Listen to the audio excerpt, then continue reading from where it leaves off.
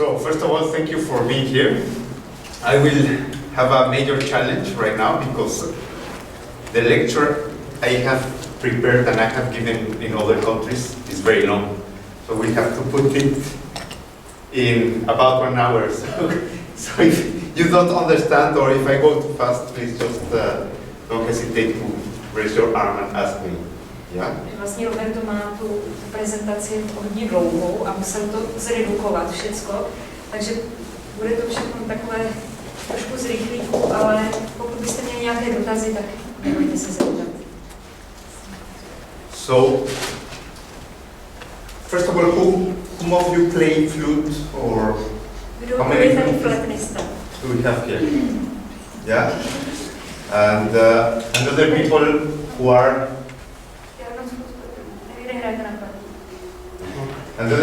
are here, they're interested about the history of the flute because you are musicians perhaps, or you do some music, composers, or...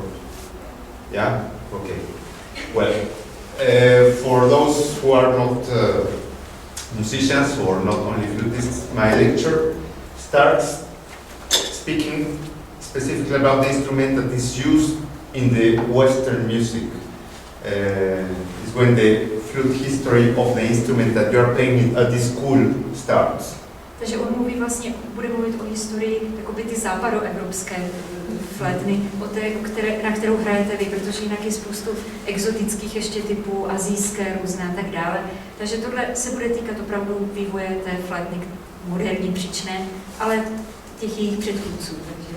So I'm not speaking about flutes in other cultures or really early instruments like those found in China 6,000 years ago, or instruments played in the Middle East, or recorders. We are talking about the history of the flute that is held in a transversal way. It has 6 holes for the fingers and 1 blowhole is held like this. This is basically the instrument. Takže nebude to přednáška o ani zobcových flétnách, bude to prostě o příčné flétně, která má těch 6 otvorů, drží se příčně a nebude teda mluvit o žádných exotických, jak už jsem řekla, Čína, někdy 6000 před naším letopočtem. Takže bude to opravdu o tom, té západní. So the very first time we hear about this instrument actually comes from the iconography. Takže z ikonografie máme první. There are no paintings, only bas reliefs. Bas relief is it's not a sculpture, but you know, on walls, or you carve the stone or the bas relief. Freska? No, fresca is a painting, but a bas relief is like a sculpture that you do on a wall or on a stone, and only the I would say it's like a 3D picture.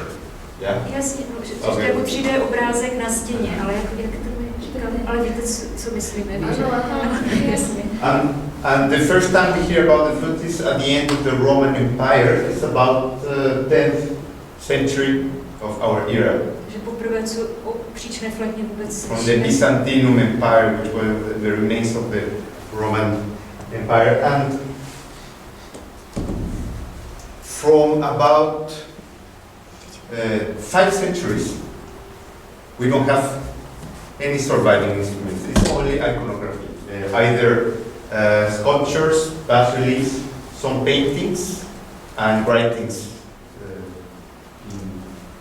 in books or poems. Žádné zdrojů se nedochovaly z této doby, máme je jen pouze na malbách, kresbách, nebo na těch, jak jsme viděli. So there is a lot of iconography, but it's not good enough to have a good picture about the way the instrument was made or which music he played, because there was no notation and there were no technical plans of the instruments. So we only rely on iconography to more or less have an idea of how the instrument was played or made. Ale vlastně z těch fresek nebo nástěnných maleb máme ten obrázek jenom velmi malý o tom, jak ten nástroj technicky mohl vypadat, vlastně ho vidíme jenom jako obrázek. Co se týče proporcí a dalších faktů, tak nevíme, protože se nedochovaly také žádné kresby jakoby toho technické kresby nástroje, výpočty nebo něco. So in this case, the picture is related to shepherds, pastoral scenes, for instance. Pastýřský výjev a this sculpture was found in this country, in Slovakia. Yeah, it's one of the earliest. But now it's in Budapest. Now it's in Hungary, but it was found here. Yeah, it's one of the earliest sculptures, but still shepherds, pastoral scenes. Asi jste rozuměli, že to bylo najít teda na Slovensku, teď je to v Budapešti v muzeu, tady to je vlastně socha. A zase má to společného teda s těmi pastýři a s tím. Unfortunately, I will have to be brief with this period of about 5 centuries, which is called the medieval flute. Vlastně to je období teda středověké flaty. So we'll just go through my iconography. This is 12th century, more paintings, depictions. 12. století, well, středověk.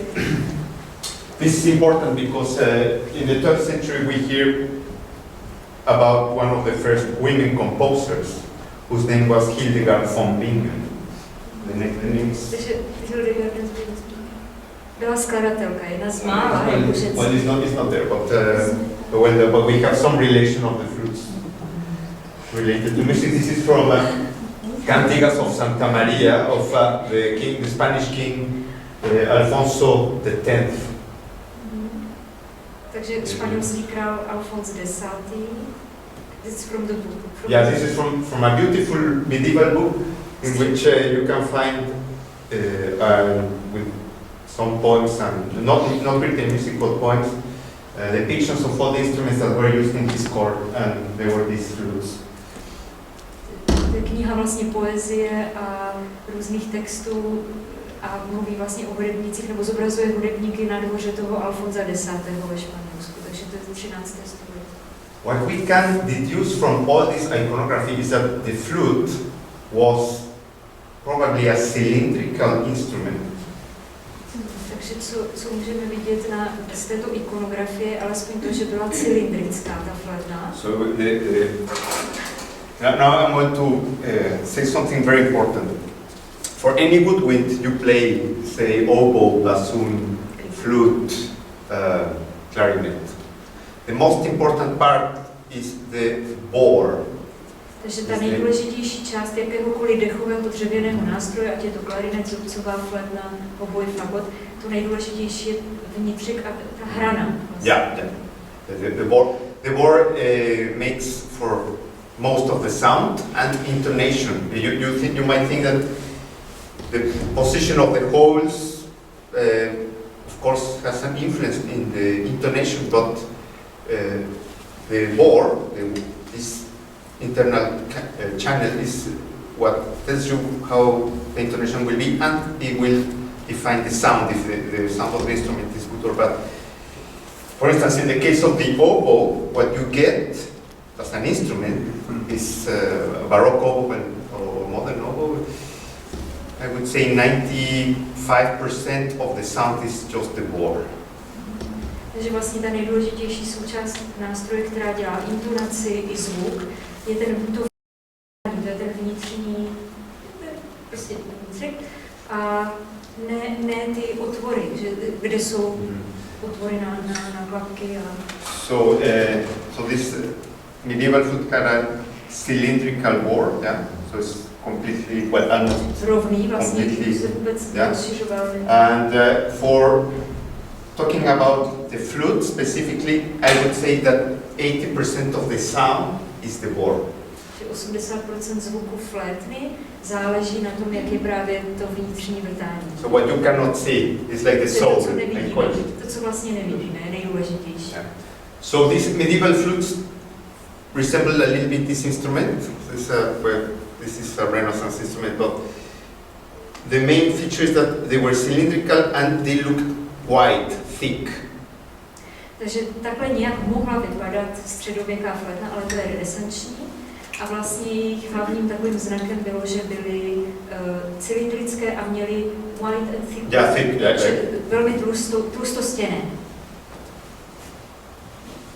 And from more depiction, 14th century, we could make now some type of reconstruction, which looks a bit like this flute. And this reconstruction resembles an Asiatic instrument that is called the bansuri. Bansuri is a flute made of cane with very big holes. They're not necessarily demonstrably small, but very big holes, and allows you to play in modes and some hexachords and tones. But well, this is a hypothetical reconstruction of a medieval flute, but there is no instrument survival. To je vlastně taková hypotetická rekonstrukce té středověké flétny z obrázků, protože pořád ještě nemáme teda žádný dokument o proporcích technických. A this bansuri flute, bansuri, it's called bansuri? Or no, it resembles. It's similar like a bansuri. Jako flute bansuri a tam, and the characteristic Well, the main feature is that cylindrical, it has big holes, and the bansuri is made of cane, bamboo. Well, this one is made of wood. Tady to je dřevěná, ale že se dá přirovnat k té flétně bansuri. So, and before what I call the real instrument that now I'm going to show to you is in the 15th century, around 1400. That the real instruments come, but for about 70 years, there is no information about the traverso. It's crazy. We have almost 5 centuries of depictions, of poetry, of iconography, but for about 70 years, the traverso goes to the black hole of limbo. It's crazy. Yeah?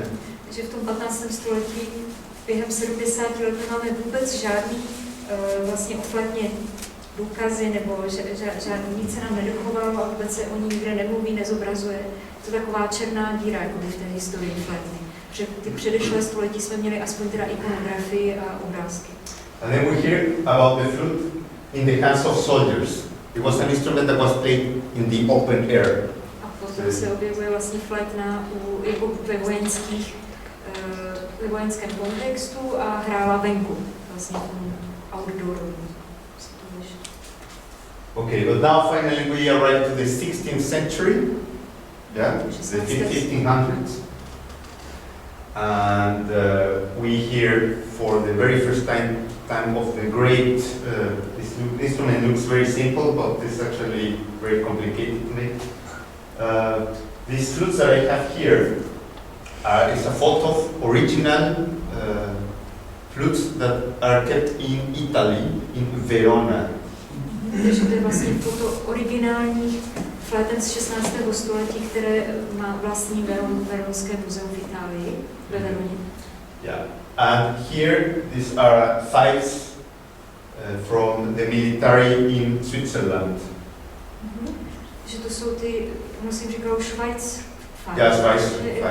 Švýcarské takové flétny, které se používaly právě k těm vojenským účelům v 16. století. So what is the main feature of this Renaissance flute that appears for the first time? So it's basically a cylindrical instrument with thin walls. The walls are not.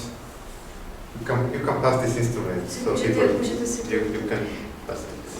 Nástroj teda v 16. století. Can we call this already Renaissance flute? Yeah, it's officially Renaissance. Tak to už vlastně renesanční flute. Která má teda i pořád cylindrická, ale už má tu hranu, už má jí užší. It's a thinner bore. Yeah, no, thinner walls. Thinner walls. Well, of course, I mean the bore is not so wide, but the stěna je tenší. The five had a very thin wall. So the five, in order to sound really penetrating, they were saying that the five had a bore like this is thin, and this is thick, let's say.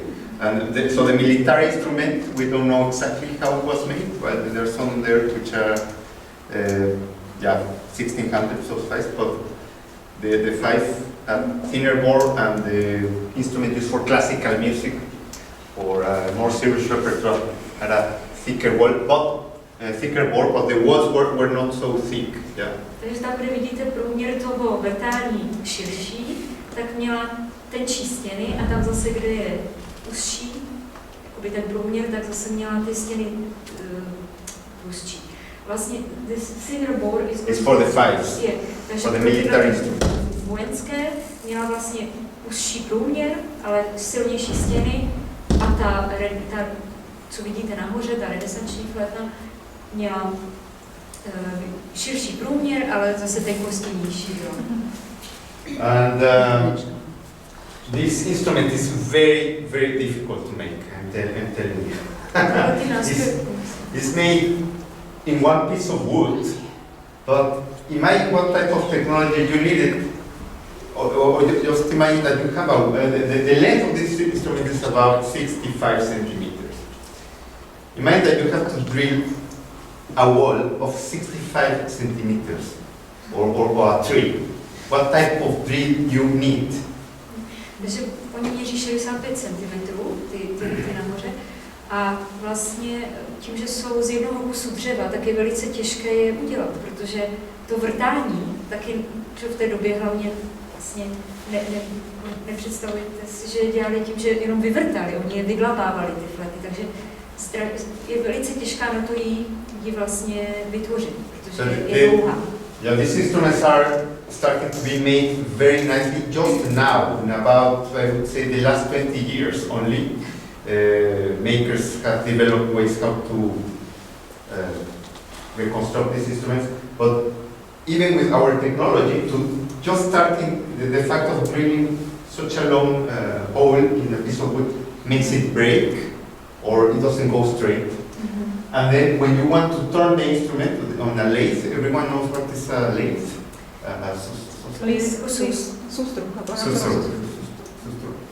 So this has to go on this machine that rotates. The walls are so thin that it breaks. Yeah, when you are shaping it. So it's very difficult. This is like made by Martians. If you just sit like that, it looks so simple instrument, but it's really difficult to make. Při té výrobě se třeba často stane, že praskne ten nástroj, nebo že se vlastně dostane to vrtání jako do jiných míst, kam chcete, protože to je právě dlouhý. A ještě tam byla jedna věc. Že během posledních až 20 let vlastně ti nástrojaři teprve vyvinuli takovou technologii, aby tu renesanční flétu mohli. Okay, now these instruments, as most of the Renaissance music families, played in consorts or groups called, well, in English consort, which means literally family. So in Renaissance time, you had a consort of viola da gamba, consort of recorders, consorts of double beat instruments. Takže konsort byl v tom 16. století něco jako rodina nástrojů a mohlo to být konsort viol, zobcových fléten, takže byly to seskupení stejných typů nástrojů, ale jak vidíte, jiných výšek, jiného ladění. Thank you, because Joao is bringing now the main. Thank you. He just came in the right moment. So this is thank you. Very much. This is a flute copy of one of those instruments in Italy. Yeah, from the maker. I know that it's from it's a new instrument, Italian maker, but it's crafted after a Bassano instrument, which are the most beautiful. It's one of the most beautiful that survives. Takže to tohle je kopie podle Basána, který měl vlastně, od kterého máme jeden z nejkrásnějších originálů dochovaných z těch renesančních flautů, ale to je kopie dělaná třeba před 2 lety. Yeah, and believe it or not, the position of the holes is quite ergonomic. As I'm telling you again, the bore gives you most of the intonation, but the position of the holes responds to our anatomy. Takže ta pozice těch prstů, těch otvorů vlastně odpovídá naší anatomii lidský, takže... Yeah. So, of course, there is a lot of design and ways the instrument evolved, but these people were so genius to find a position that was not very awkward, and that would give a big extension. V tom vlastně tkví ta genialita, že v té době vlastně dokázali ten nástroj adaptovat vlastně našim lidským nějakým schopnostem a přirozenostem, jak na ten nástroj hrát, aby, že musíme si uvědomit, že intonačně třeba, to je velice problematický, udělat otvory tam, aby to pasovalo pro prsty, ale i intonaci. Takže to je so well, and as simple as it looks, it's a super instrument. It was only reached in extension in the middle of 19th century. The bore, the cylindrical bore, this thing here, gives you a gigantic range. This type of flute, some of them can play almost 3 octaves, which is mind-blowing. So this bore gives you a big range, range extension. Ten velký průměr vlastně toho tak to vlastně umožňuje i být 3 oktávy, což je dost velké So the flute that was made later, that was constructed in the Baroque time, in the classical time, didn't have this extension. It's crazy. Vlastně rozsah, jaký má renesanční flautna, tak takový neměli ani barokní a klasicistní romantické flauty. And as it was played in family, because the repertoire they had to use was mostly, or purely at the beginning, certainly, vocal music. Yeah. Oni vlastně hráli hlavně vokální hudbu, tady ty koncerty, takže i podle toho měli rozdělený ty délky, každá odpovídala jinému hlasu, another voice. Yeah. I guess probably all of you know about the recorder, that you have several sizes: soprano, flautna, alto, tenor, bass. You know the sizes of the recorders? Or no? Různé typy zobcových fléten, sopránová, sopraninová, altová, basová, takže to je vlastně... So in the case of the traverso, we have the main consort, or the main family was 3 tenors. This is a tenor. Takže součástí toho koncertu byly 3 tenorové. And 1 bass. Jedna basová. And 1 bass. Yeah, 3 tenors and 1 bass. So don't count. 3 tenors, 1 bass. Takže 3 tenory a basová. Yeah. So most of the music written was for this combination, and this gives you already an idea of how amazing this instrument was. For the consort of gambas, you needed the soprano gamba, alto gamba, different sizes, recorders as well, or shams, the double reed instruments. Že vlastně vidíme na tom, jakou flexibilitu ten nástroj měl, protože v případě jiných koncertů, jako třeba viola da gamba nebo šalva nebo předchůdce hoboju, tak měli opravdu sopránový, sopraninový, měli každý svůj jiný tvar nebo byli větší, menší a tak dále. A tady máme 3 vlastně úplně stejné, ale každá z nich hrála jiný hlas v tom koncertu. Takže každá používala jiný rejstřík. Yeah. So the first voice of the concert this doesn't count. Actually, the small flutes that are here, they don't exist. They're inventions of now, maybe a couple of decades ago. There's no survival. This is an A flute, which is mentioned in books, in treatises, but there is no surviving instrument.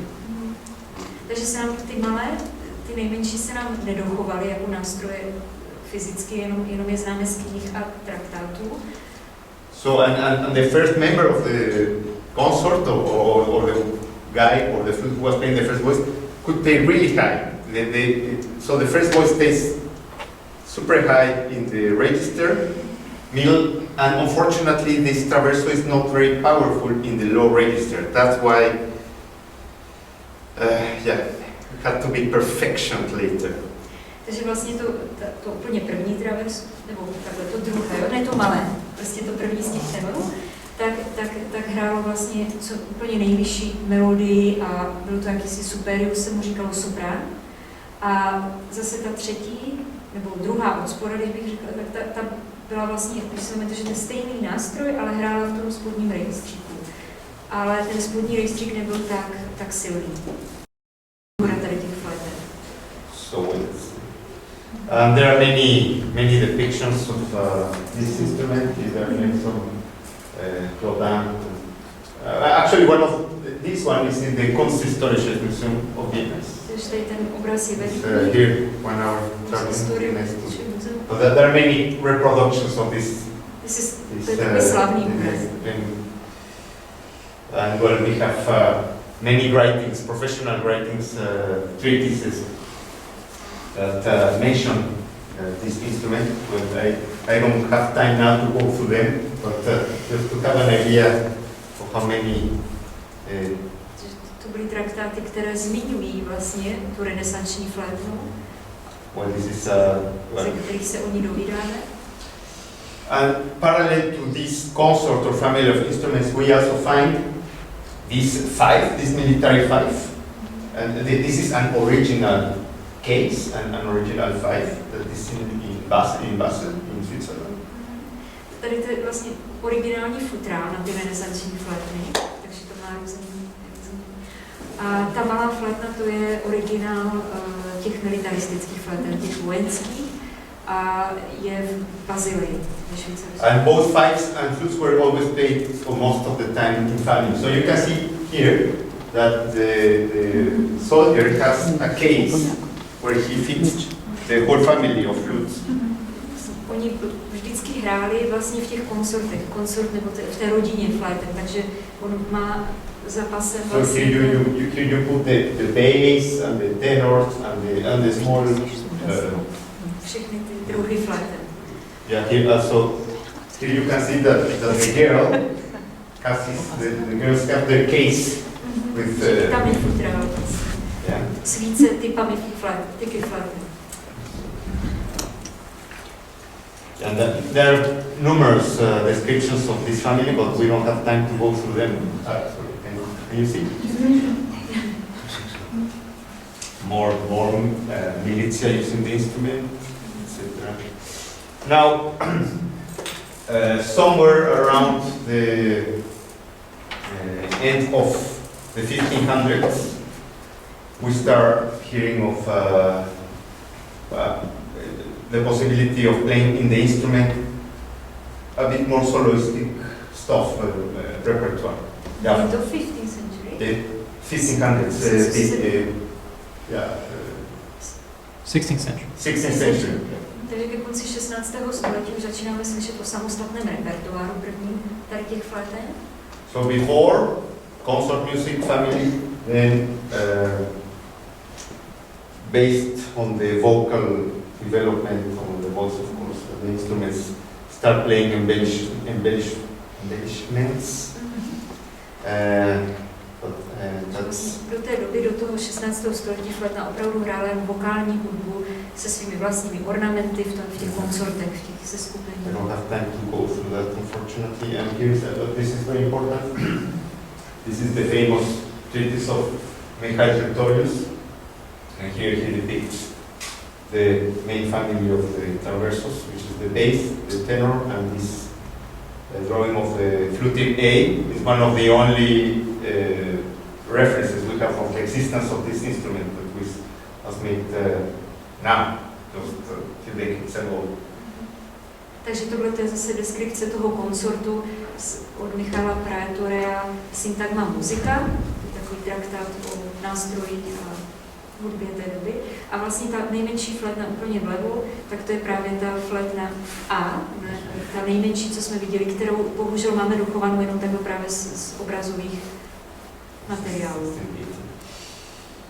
Now, about 1636, we meet a man, a sir, who's called Marca, and he writes a book which contained most of the musical information available at his time, and he mentions this German flute. Takže Marca Mersen, který napsal knihu Harmonie universel, má několik svazků, v roce 1636, tak zmiňuje právě tento typ flétny. Well, it's interesting to know why the flute, this transverse flute, is known as German flute, perhaps. Well, sorry, Roberto, I didn't translate this, že on vlastně říká, že je to flute, německá flétna. Flute German znamená, a proč německá? A to teď chci říct. Because as we saw in the Middle Ages flute, the instrument apparently came first to Germanic lands, what is considered today as Germany, and ever since it was called German flute. So from about 11th, 13th century. Takže právě díky tomu, že jedny z prvních dokladů o příčné flétně máme z 11. nebo 12. století z Německa, z dnešního Německa, tam, kde je, tak proto se jí vlastně začalo říkat německá flétna. Now, the Renaissance flute, because of the construction, was a bit limited in the possibility of playing tonalities, different tonalities. You couldn't play many sharps or many flats as the later instruments. The tonalities that favored this instrument were mostly the modern equivalent of D Dorian or G. D Dorian is like D minor or G Dorian, which is G minor, G minor of F major. And you could not play many sharps, and to play E major with this, forget it, or A flat major, forget it. Takže tím, že má vlastně jenom 6 otvorů, ta flétna tak je limitovaná i v tonalitách, ve kterých se mohla pohybovat. Takže čím víc máme křížku a Bček, tím větší má ta flétna problém. So you have a gigantic extension, but very limited possibilities of playing various tonalities. Takže měla velký rozsah poměrně, ale zase limit v těch tonalitách. A vlastně nejlepší tonalita, která funguje na tuhle flétnu, je buď tu dorská, protože to byly ještě ty církevní stupnice módy, D dorská, anebo hypodorská od G. Takže jak D, nebo G, And if you have played recorder, or when those who play modern flute, when you play the first octave fingerings and the second octave fingerings, even with the baroque, they are very similar. But in the Renaissance flute, when we play, for instance, the octaves of B or A, and as we go higher to the third octave, the fingerings become forked. Yeah, that they're not the same. You cannot overblow. For instance, if I play in a flute, in a baroque flute or Böhm flute, the same note, it's the same fingering. I just overblow. Yeah. Takže jako u zobcových fléten nebo i u barokních, že můžeme vlastně oktávu udělat přefukem nebo nemusíme měnit hmat, tak tady u renesanční příčné flétny to není možné vždycky. It's not possible only to use yeah. You cannot overblow to get you're using the same že se nedá se použít stejný hmat pro všechny oktávy. Musíme kombinovat a vznikají z toho takzvané vidličkové hmaty, že musíme kombinovat. So, maybe Radka will demonstrate now how you play octave of how you play the octave of the A and maybe they can see the fingering A and the B.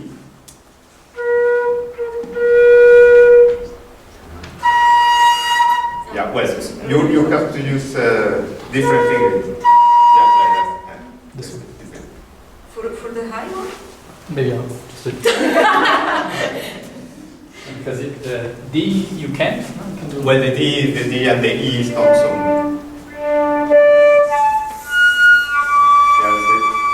But it doesn't sound so well. So what you do is. But A is. Yeah, then you close everything, and then yeah. And C you can actually do to it. You can do like that, or well. Yeah.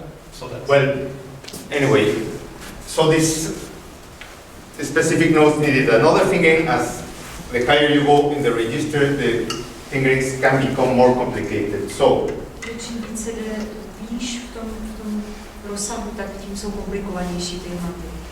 Madame Mersenne in 1636 in this Harmonie Universelle treatise speaks of perhaps the most beautiful flute that has ever existed. Že mluví vlastně v tomto traktátu o jedné z nejkrásnějších This flaut. is the most beautiful flute in the world. Nejkrásnější na světě. Unfortunately, that flute doesn't exist. Ale ta flautna neexistuje. Nemáme ji. But he left for the first time, some measurements of how to build a flute. Takže to byl první doklad vlastně proporcí nějakých číselných, jak konstrukce té flautny. Takže máme tam už čísla pro And he also gives some fingerings. a hmaty. So this flute was in G. So the lowest note that if I cover all the holes, that's a G. That's it here. So this is the clef. You go down, this is a G. C, E, A, G. Yeah. Takže ta první nota je G. A ta flautna byla v G. Yeah, and for you see here, this is the fingering of A. Here, fingering. I'm not saying the note, but and here is the same. A ten je ten samý. Hmat A. For the B, that's very important. For the B, it's just one finger. No, H je jeden. And for the B, here one finger. A na to druhý H taky jenom jeden. So in this flute, that's impossible to do. In this cylindrical flute, it's not possible to do. This one. I'm saying in the Renaissance flute, sorry. In the Renaissance cylindrical flute, you cannot do that. You cannot do the same note just by overflow. Jsou na normální renesanční cylindrické flétně, to není možné, že bychom měli stejný hmat pro první oktávu a stejný pro druhou. So that meant that this Mersenne met an instrument that already started having some strange modification in the bore. That's, as I told you, comes for about 80% of the sound. To znamená, že on už mluví o nějaké flétně, která není cylindrická, tedy rovná, ale že už se zužuje, je kónická, nebo něco se tam s tím vnitřkem děje, protože nám to umožňuje vlastně hrát těmi převuky. So in order to achieve what this man describes, you have to do something on the flute, which is, in English is called tapering, which is to start making the bore conical. Yeah. Takže to tapering, nevím, jak mám přeložit, nevím, jestli máte, ale prostě něco, čím můžu udělat konicitu toho nástroje, že ho zúžím nebo rozšířím. Možná nějaký, nevím, nenapadá mě. Well, make conical. Here we have a reconstruction of this Mersenne flute. Takže to je vlastně rekonstrukce té flautny, kterou jste viděli na very beautiful ornament. Based on the measurements he precisely gives, we're missing some invaluable data, but it's possible to guess the information in order to make one more. And this flute has a small conicity here towards the end of the flute. Vlastně ta flautna je teda dělaná na základě výpočtu, které máme z té knihy, a můžeme vidět, že se mírně zužuje ke konci už, že tam už je ta konicita vidět. Well, this is taken as a rarity. However, it's very important that it's perhaps the beginning of the conical flute, which lasted till 20th century. Že vlastně to je počátek vlastně konicity flétny, která přetrvala až do 20. století, protože i vaše moderní flétny jsou vlastně konické. Now, also I make brief mention of this small flute you have. So as you saw in the family or consort of flutes, we have the three tenors, the bass, and this small A. But here we have something we have not seen before, which is a G flute, which is this one that I'm holding here. Flétna v G. And this instrument is described by a Dutch composer called Jacob van Eyck, who lived in Utrecht. And he wrote the biggest collection for a solo instrument. It's called the Flute, the Garden of Delights. And there he mentions the existence of this instrument.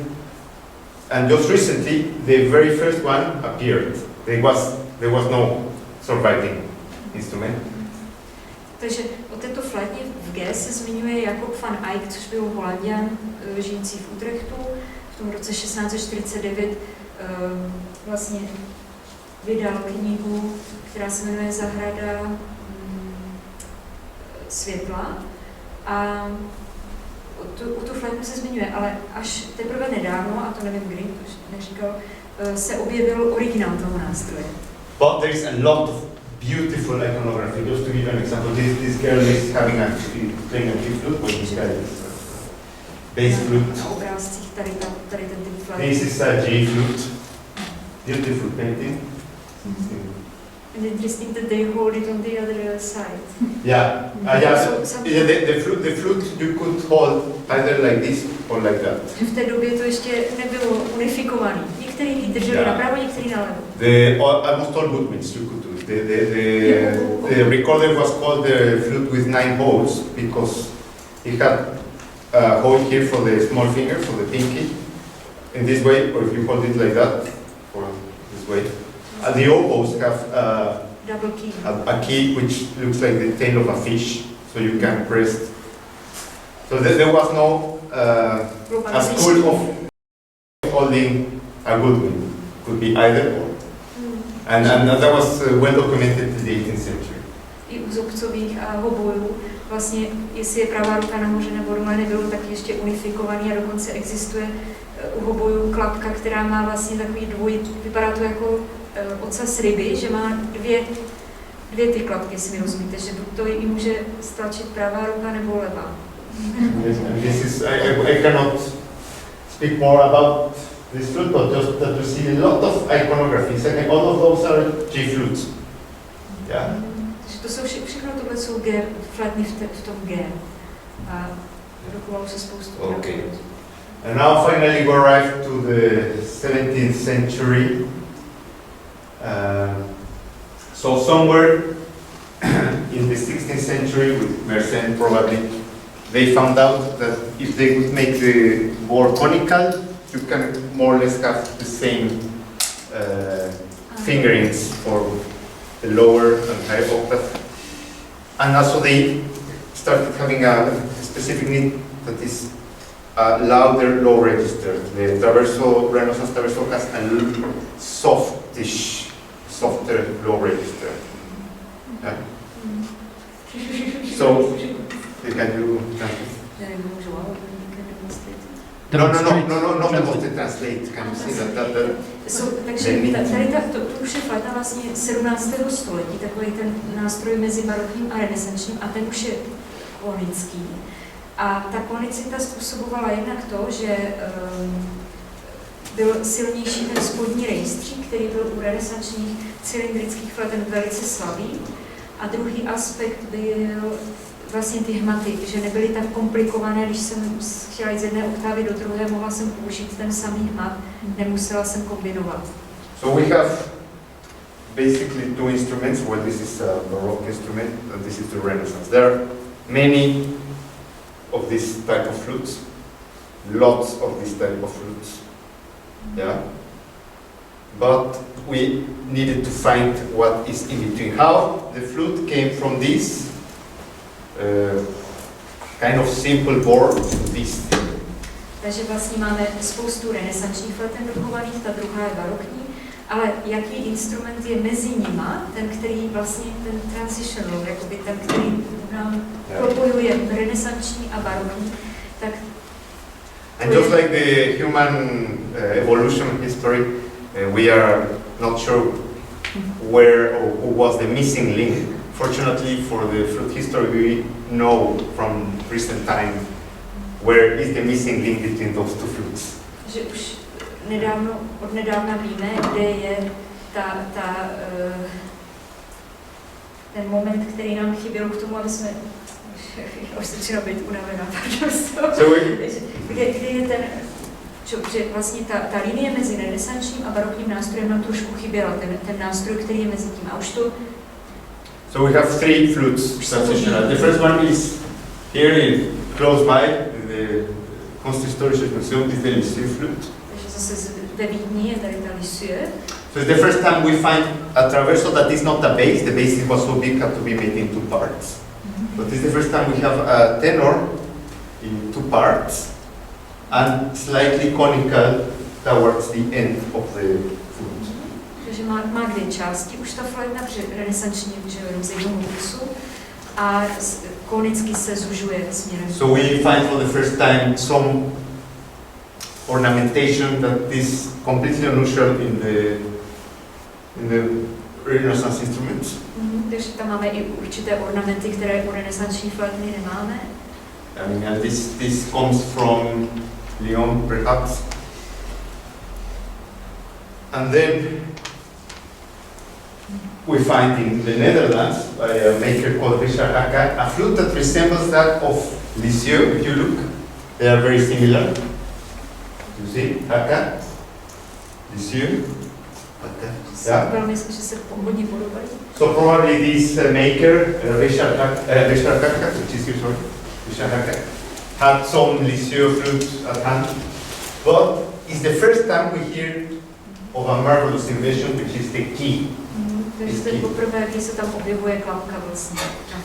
So somewhere around the 1660s, 1670s,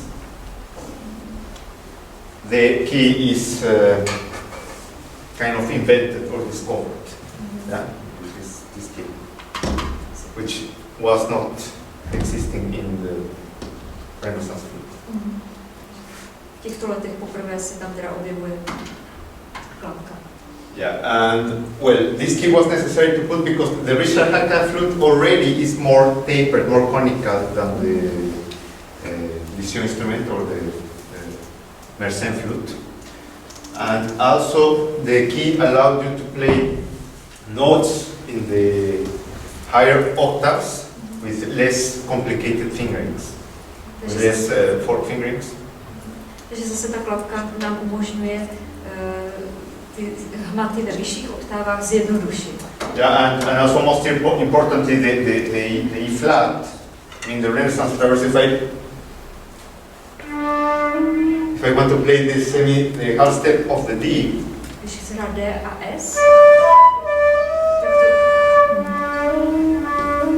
I have to cover half hole here. Tak musím přikrýt ten otvor jenom z poloviny a to prostě způsobuje to, že ta intonace není ideální ani zvukově.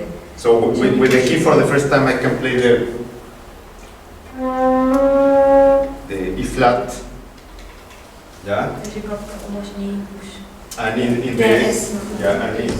the Renaissance traverse, if I want to play the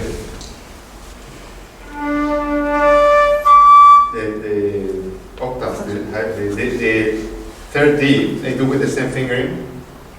You hear? I don't move anything.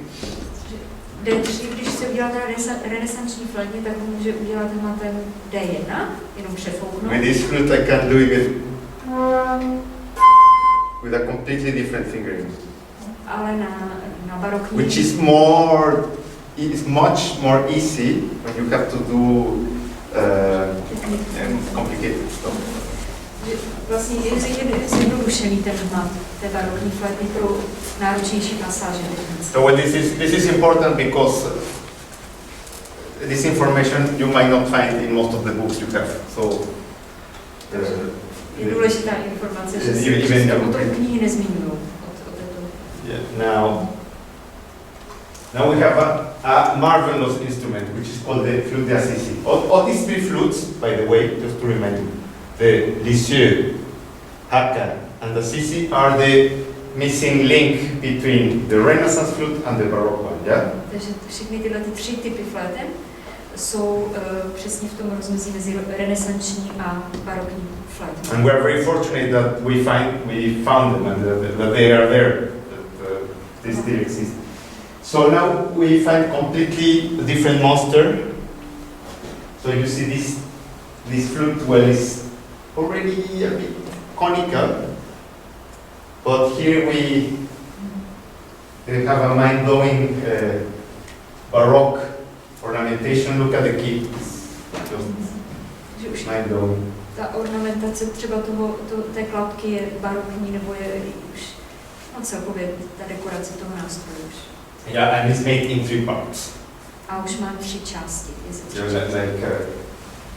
Like the Lektor, well, type of the table. Jako barokní klavesa už.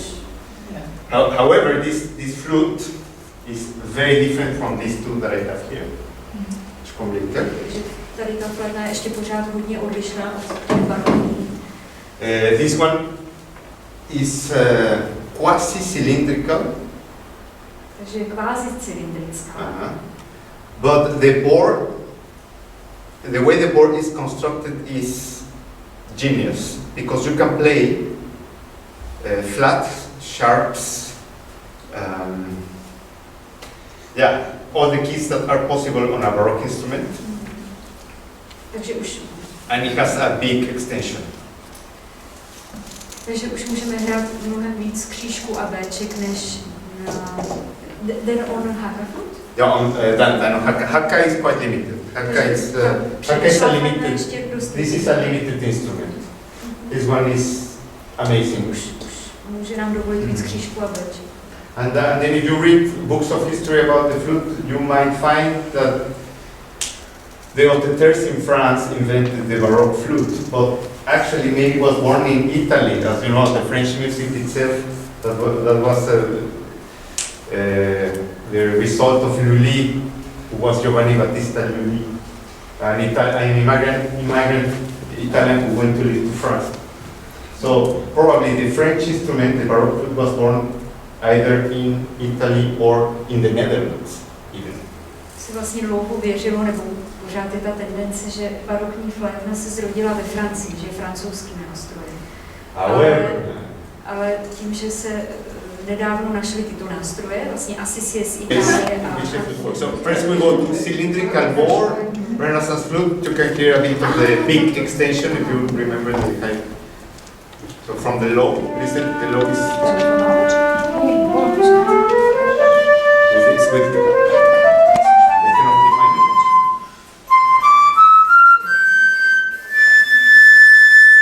it's quite easy to play in the high octaves.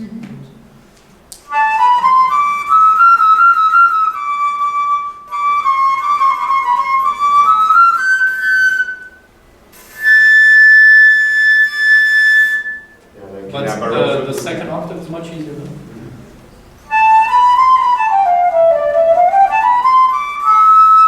But the first octave is weak. You can work on it, but but it's not that well. Okay, good. So this was cylindrical board. Now we go to Otetero now.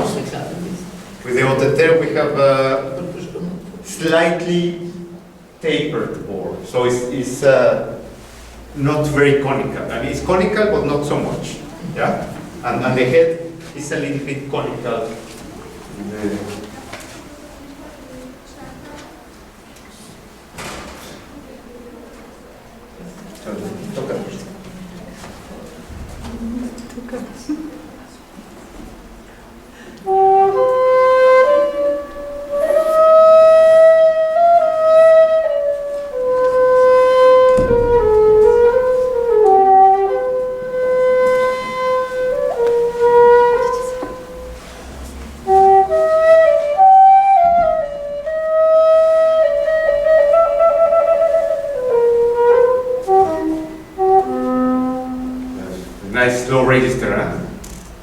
compared to the Renaissance flute.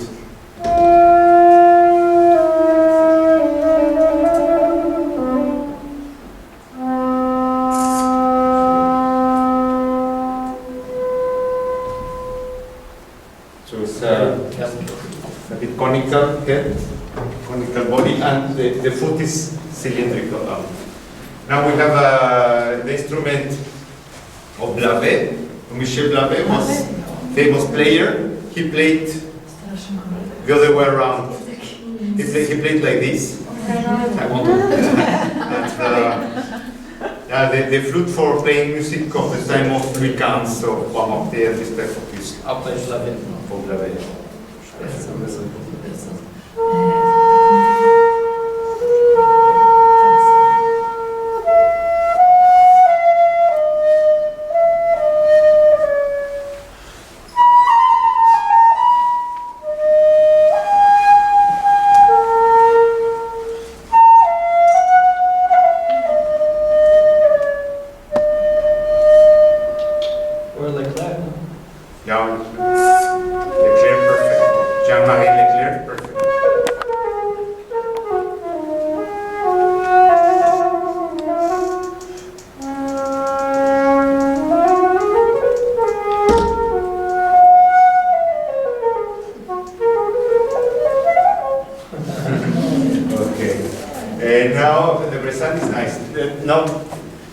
This flute is very special. It's the one we saw with the ornamented silver. It had flowers, and probably one of the first traversos divided, and it uses this. The original has rings made in silver. It has a very wide bore. It's very complicated to make nowadays.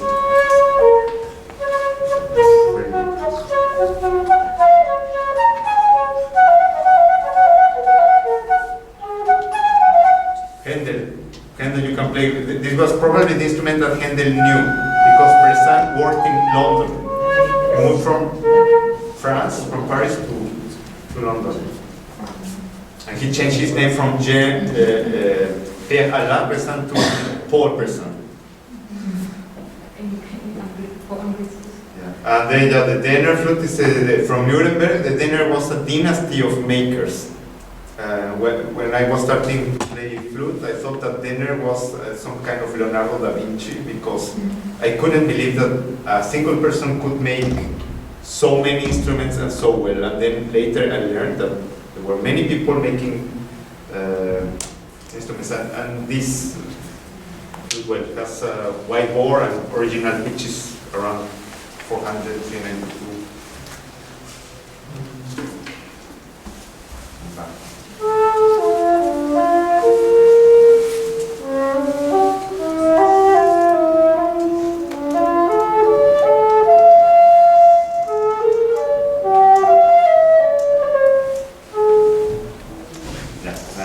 Very good flute for playing back.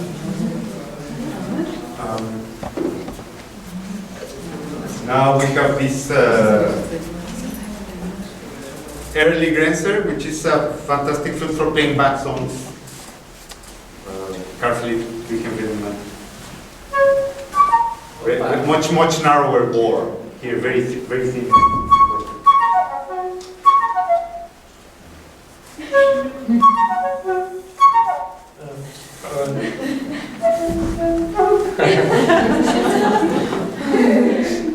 Waar kan Philips mee? Ja, okay. I don't know if it's going to come out well because it's not deep.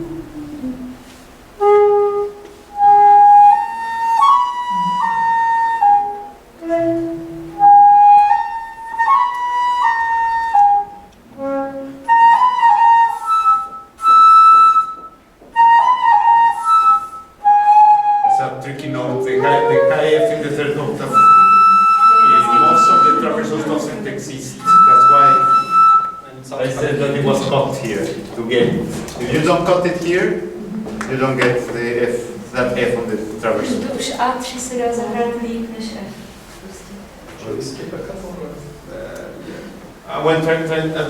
This is a copy of this the book. It's also, in my opinion, this is a perfect flute for middle of 18th century repertoire in general.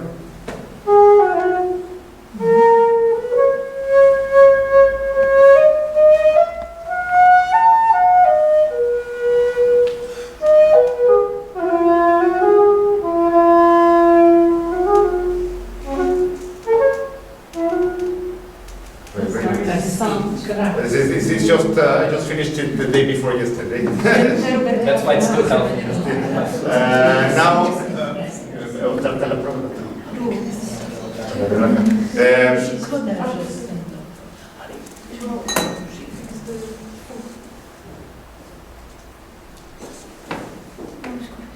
so this flute has,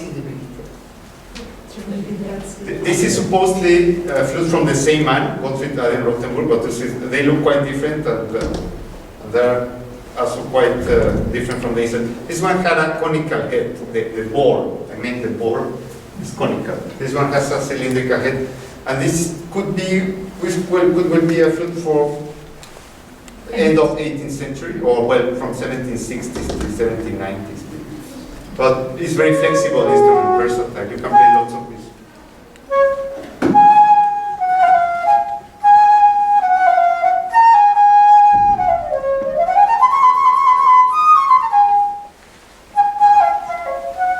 Yeah, for instance.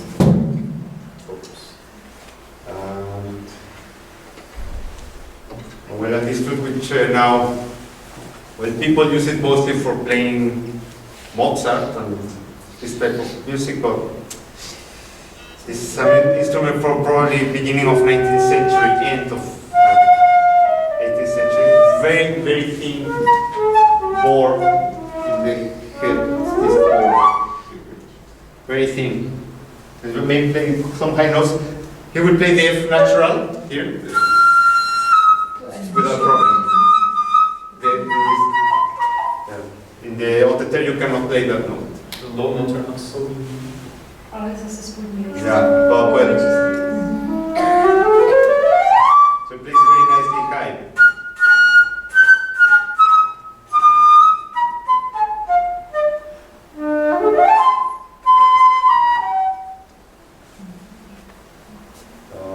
Well, now with the seafood, not only gave you the possibility of having the two lowest notes, but it made the low register richer. So it's of the notes, and improved the high register. So when you have the small foot, the high register comes as with this flute, but with the long foot, the high register is even easier. Zajímavé, že s C-nožkou ty vysoké tóny jsou jednodušší než s tou D-nožkou.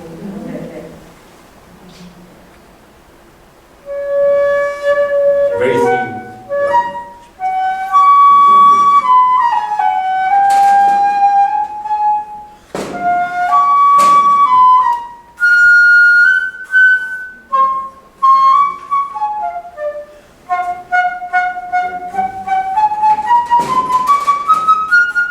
Speaks super well behind. This flute is literally a cone till the end. So all the Baroque flutes have a change in the foot, either open, cylindrical, or it could be also like a sand clock. You have also this shape in the. I'm speaking about the bore. Right? So, for instance, the Denner flute of Joao has this shape in the foot. It's a sand clock. You cannot see it with the eyes, but the foot looks like this. In the classical flute, it's literally a cone from the beginning till the end. Of course, with the changes here, but yeah, that makes it a completely different. Also, to do large intervals in this flute, it's you feel like you're carrying a lot of weight, you know, to do. Well, also because that flute works better at low pitch. You have to. That's the thing. But in these flutes, you have to do these romantic these gestures. I always feel that this works much better.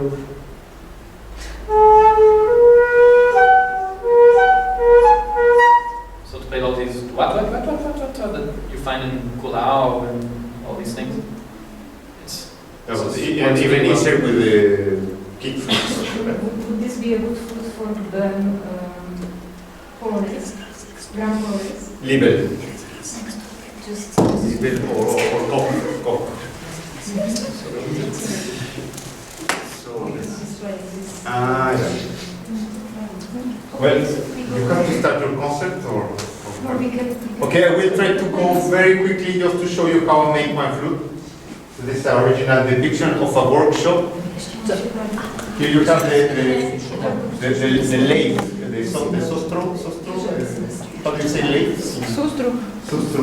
That's the sustru. Yeah? And sharpening the... This is a picture from? From encyclopedia. So you start by measuring the flute, yeah? The most important is the bore. We will do some calipers. Some of the instruments I use, yeah? This type of instrument was invented in the 18th century and 16th century. And all this I use for measuring the bore. Now, this is the way I do it. You can see there are small inserts here, and they grow very little in increments of a tenth of a millimeter. So I insert the plastic guide, and then I see, so this is the thickness and this is the length. Normálně on pracuje se setinama milimetrů. You are working with tenths of millimeter and hundreds of millimeter, and the 100th part of a millimeter. It's unbelievable. Yeah, and the flutes were made with that accuracy already at that time. That's another good thing for measuring the bores. And we make silicone imprints of the holes for the embouchure, the finger holes, because they have something called undercutting. So you see a hole, yeah? But from the inside, it can be twice as big. So that's why we make these imprints to see what is the shape. Vlastně ta samá hmota, co se používá na obrybky zubů, tak... So here, for instance, I have for each hole, I make an imprint, because I will make tools to make this undercutting later. Then you have to make at least a technical plan of a flute. But not from your agency, No. This is from one of my teachers, or the most I mean. So here, when you have thicknesses, the small numbers you see here is the bore. Roberto, they have to read because of the bus, not because they but you know. Well, so with this plan, you can start making an instrument. Then you make a graph or a model of the bore. So this is the bore, and you have to create a tool to make it. That's the most important part of the flute. So this graph comes from the numbers of. Well, here I will show you. So these are the measurements of this flute. The kind of broken one. And we have here. Can you read the min and max? That means minimum and maximum. The problem we have when we want to make a wooden instrument, if you see the wood like that, you would think that this is a perfect circle, yeah? It's not a perfect circle. So in theory, this should be a perfect circle or perfect cone. But the problem is that the wood becomes oval. Yeah. So you have to take a measurement from here. This is called the minima. And from here, this is called the maxima. So you always have two readings of the oval, yeah? And from there you have to decide what you take, if you make averages or you take maximas or you take minimas. Another problem when making flutes is that the flute was, or the piece was flat, but it can happen that it becomes banana, that it starts melting. So that's another problem. And also another problem is that the wood had some diameter, but then, so the pointed line is the original diameter, but then it shrank. So we have to guess how big it was. So we have three major problems. So making instruments is like playing early music, because we don't have recordings or CDs of Bach playing cantatas. This is the same. We have only the instruments, and there is no tool. There is no tool that survives that tells us how to make instruments. So you need a lathe and a milling machine to make the instruments. The most important. Takhle to vypadá u Roberta doma. This is at home at your place. So I will pass to you. Where are the printers? Okay. So well, here you have. We have got the chance. You will be some of the only people who have seen a reamer. This is the tool I create to make the inside of the flute, and this is the maximum secret. You know, you can of a maker, you can steal. Someone can rob my house and take the flutes, take the machines. But if you have good reamers, you can make good instruments, even if you're a carpenter. That's the secret. It's 80% of the sound.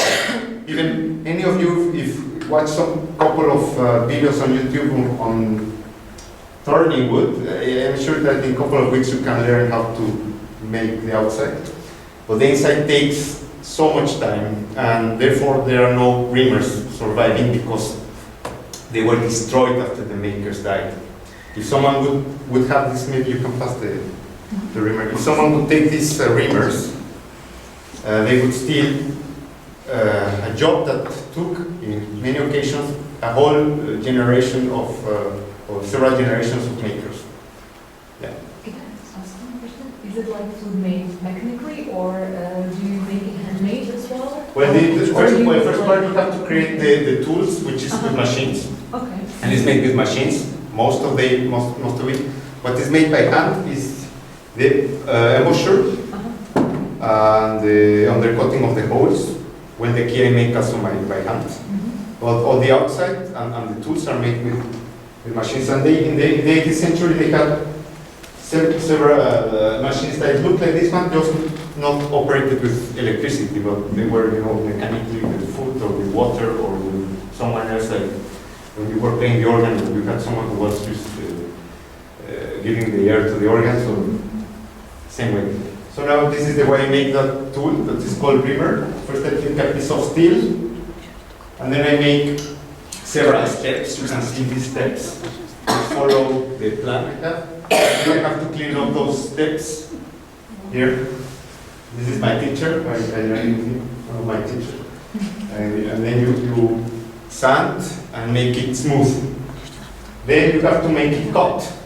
As you see, there is a groove that's called milling. For the milling, you need a milling machine that has some inserts. So this is at my place, so I use a ball cutter. And once you get that groove, you can insert the tool and it gives you the profile you need. This is a finished reamer, the one you are seeing. It's a set of reamers for making. These two first ones are for the head joint. The middle ones are for the left hand, right hand, and foot.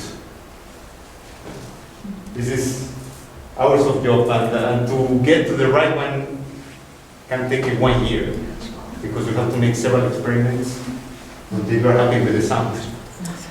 Now, this is why I took the silicone imprints, because as I told you, the holes have an undercutting. And then you find out that this is from an original, from the flute of that, after a flute, the one of Radka by her teacher, Bartol. It has a ball.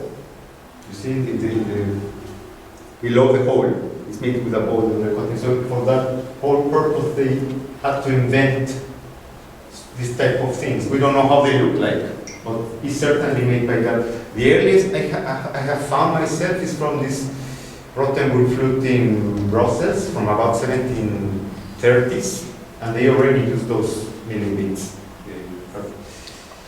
Now we start finally with the wood. This is boxwood, which was the main material for making flutes. We also made them in ivory, as I said, black wood. In the 18th century, the use of black wood was only for nobility, rich people, kings, because it came exclusively from Africa. The original black wood was only ebony. Grenadilla and other woods were used only till the 19th century. So about 80%, 70% of the flutes that are from the Baroque time, classical era, are made of boxwood. Boxwood is a very hard buxus. Zimostráz v češtině. Zimostráz. To je po česky.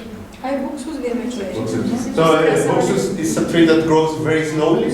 It's the hardest bush in Europe. It's perfect for making instruments. So this is the way. Well, first you split the tree into the tree. Very important. The wood has to be really well dried. In average, we let the wood dry 1 year per centimeter of thickness. So if you have a log of 30 centimeters, you have to wait 30 years before you can use it.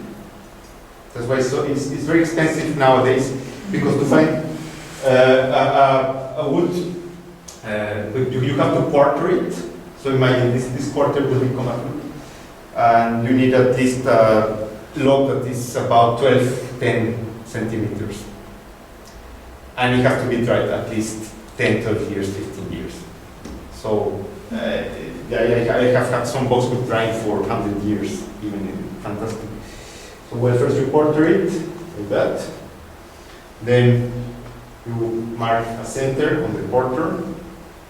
And then you make it round on the lathe. So that square, you make a cylinder of wood. And then you put the wood inside the lathe, and then you drill a pilot hole. And then you have to stabilize the wood. There are many ways. You can put it in the oven, you can put in a place for taking the humidity in a special box. And then you don't fry it in oil, but you could steam it, or in this case, I put me personally to the box with 100 degrees in oil, linseed oil. This is from Martin Werner. Werner is a maker from close to Stuttgart, and he almost fries the wood, because the problem of boxwood is that it grows so slowly. And then only if you see the tree, you will know if it was growing straight. If by any chance the boxwood tree was a bit bent, when you make the fruit, it can become banana once you stabilize. And also, if you don't do this treatment, the wood can become very oval. That's why they were putting, I forgot to mention that because obviously I didn't have time, but these ornaments, these rings, are not only to make the instrument nicer. First of all, they found out somewhere in the end of 17th century and 18th century that by cutting the wood in pieces, you weaken the acoustic tube. If you put a material that is harder, you compensate for this. Second, if you, like in this simple flute, I don't put rings and the wood was not stabilized, it's quite likely that it will deform, it will become oval. So by putting ivory, that was the material was used, by putting an ivory ring, you make sure that the connection between the parts will stay round. And third, because you make this thinner, by putting a material that is harder, this joint is more secure. There are many flutes without joints that have craft, even with the ivory. That's the stabilization of the wood. After the wood is stabilized, you make the profile. This is a cone, but you don't use the rimmer that you have there. You don't put it at the beginning. First, you have to make either a cone or a cone in steps that you drill. Where's my marker here? So you have the tube of wood, and then you drill first thick, narrower, and narrower, and narrower, yeah, and then you hit the rimmer. because the rimmer is slightly conical, but the rimmer cannot cut. It only makes an existing hole wider. So this is first the pre-drilling, and then finally this is the moment, the most important moment of the construction of the flute, when you put the rimmer and you have the soul of the instrument. That will make the instrument sound. I mean, the outside can be whatever, you know, Mickey Mouse engraved here, whatever. The sound won't change so much, but the instrument is what matters. Then you make the rings, you glue them, you make the socket, and then you start turning the outside, which that's a real craft. First, with my steel lathe, first I make how do you say, machine pre-turning, but all the aesthetic nice turning I do it by hand, like here. See, it has to be done by hand. Then when you do the tenons, this part is called the tenons, and you make some wedges for the thread. Yeah, this is the finished part. Then you turn the cap. In this case, it's very simple, but there are some which are quite ornamented. One of my favorite ones is this look of. This is a very nice cap. Has some subtle, you can pass it. It has a lot of ornaments inside. Then you make the wedge for the key with a drill. Then you drill the hole for the key. Then you drill the holes, that's not so complicated. You put a stamp eventually, you will have one. And then you make the keys 200% made by hand. It's like jewelers. It starts with a piece of a flat sheet of silver. You cut it by hand. Then you just shape it with files. In my case, I solder a piece of brass and you polish it. You have the key. Then you drill hole for putting a small spring, but rivet, like a nail of silver, in which will be a spring attached, like that. This is called rivet.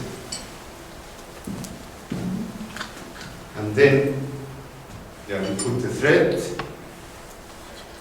and then you do the undercutting first with a file, and then later with knives. And this is very important. So you saw those silicone imprints I made. I fabricated a milling bit that is used to making the undercutting. So this is a section of the flute that I cut to see my undercutting.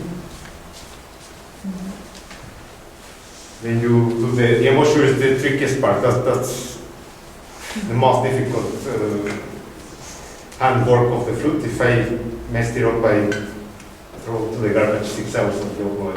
And the way you do the blowhole is like making a wreath of an oboe. You have certain thicknesses that will help the low tones, the high tones, the projection, intonation. Well, they made lots of experiments. For that purpose, I erased it, but I made lots of these silicone casts, and I compared them. In the original flute of this one, which in the collection of France, so that you have two twin flutes. When I made the silicone imprints, I found a difference of 1/10 of a millimeter in the inner measurement, and sometimes you cannot see which. You cannot differentiate which blowhole is which one, and it's imagine that you have to sculpture something without being able to see. So you have to invent all kinds of lamps. Some people use cameras, endoscopes, but at that time they didn't have this. So I don't know how they did it. They were just geniuses. So then you do some final touch with sand. When you oil or grease the tenons, you put a cork, and miss that part, but there is a cork here, otherwise the flute cannot work. And eventually, if the flute is stained like this one, this is just natural boxwood. This is boxwood as well, it looks yellow. But then you use nitric acid, like here. It's a very dangerous stuff, especially after you have the acid, you have to neutralize it with an alkaline. In this case, it's an ammonia or baking soda. Ammonia is really, really strong. So first you just take this nitric acid in a concentration of about 50%, you need a mask. And after you apply it, when you put it in the ammonia, you get the fumes, the vapors of this ammonia, and this ammonia will create the dark color. For instance, this flute here. So the boxwood looks yellow, yeah? And these other two flutes are boxwood as well. This one was 5 minutes in the ammonia. And I can't believe this one was about half an hour in the ammonia. The fumes of the ammonia. So things get the dark stain. And well, after the flute is made, you have to keep playing it and checking it for a while. So after I made a flute, I can give it away in average after 3 weeks. It would be better to give it longer, but I have to play it or make it wet, put boiling water sometimes. Every maker has their own tricks. I have to re-rim and check the board, measure again the changes. And yeah, I mean, you can make a flute in less than 1 week, but all the process behind, like making the rimmers, can take 1 year. All the work after it's made takes a lot of time. Well, I think that's the time for the concert.